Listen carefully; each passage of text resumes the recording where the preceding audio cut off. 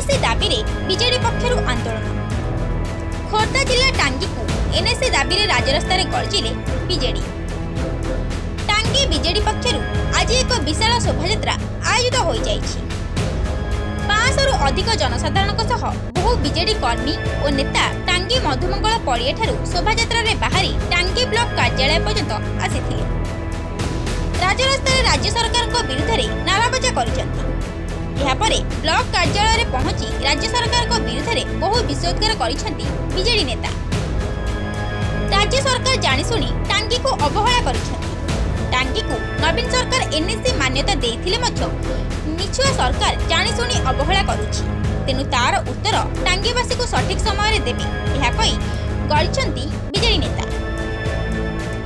एहापरे राज्य सरकार को उद्देश्य रे टांगी वीडियो को देइछंती दाबी पत्र।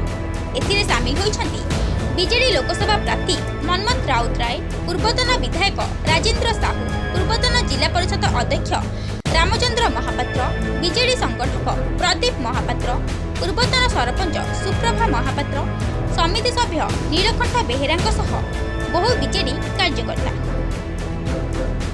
टांगी को राज्य सरकार जदि 1 मास मध्य एनएसए घोषणा न करिसेंती तेबे आगामी दिन में टांगी रे विराट आंदोलन करिवे बोली बीजेडी राज्य सरकार को चरमबाणी सुनाइछि। खोर्धारू दीपक प्रधान को रिपोर्ट निरपेक्ष।